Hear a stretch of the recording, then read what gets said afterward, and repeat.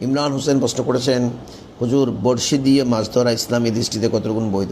আপনি বড়শি দিয়ে মাছ শিকার করতে পারবেন, যেমন আমার পুকুর, আমি বড়শি দিয়ে মাছ শিকার করব, এটাতে কোনো অসুবিধা নেই।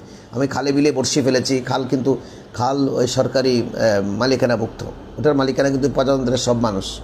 ওখানে যদি সরকারের পক্ষ থেকে কোনো নিষেধাজ্ঞা না থাকে, যেমন হালদা নদীতে মাছ ধরা নির্দিষ্ট একটা টাইমের জন্য নিষেধাজ্ঞা থাকে, ওই সময় ওখানে মাছ ধরা যাবে না।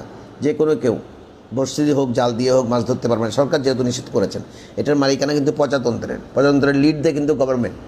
তো আমি কিন্তু সেক্ষেত্রে এমনি উন্মুক্ত, যেমন কর্ণফুলী নদী, ওখানে কোনো নিষেধাজ্ঞা নেই, যে কোনো লোক এখানে বড়শি ধরে মাছ তুলতে পারবে। যেমন আমাদের যে বে অফ বেঙ্গল, কোনো অসুবিধা নেই। মাছ ধরার একটা প্রক্রিয়া, আপনি শিকার করতে পারবেন, আপনি যে স্যাল দিয়ে শিকার করতে পারবেন, আপনি ফলো দিয়ে পারবেন, জাল দিয়ে পারবেন, বড়শি দিয়ে পারবেন। মাছ ধরার যত যন্ত্রপাতি আছে, কারণ ওটাকে তো জবে করতে হয় না, মাছ তো মৃত খেতে পারে। যদি আপনি প্রাণী ধরতে যান, হরিণ ধরতে যান, আমি যদি হরিণকে যদি গুলি করে দেয়, তাও কিন্তু প্রক্রিয়া আছে, যে ওটা বিসমিল্লাহ বলে আপনাকে গুলিটা ছুটতে হবে। সুতরাং ওই গুলিকে হরিণ মারা যাবার পরে সেটাকে আপনি নহর করে খাইতে পারবেন, কোনো অসুবিধা নেই। রক্ত তো চলে গেছে, সেটা বিসমিল্লাহ বলে আপনাকে শিকারিটা, আপনার তীরটা ছাড়তে হবে।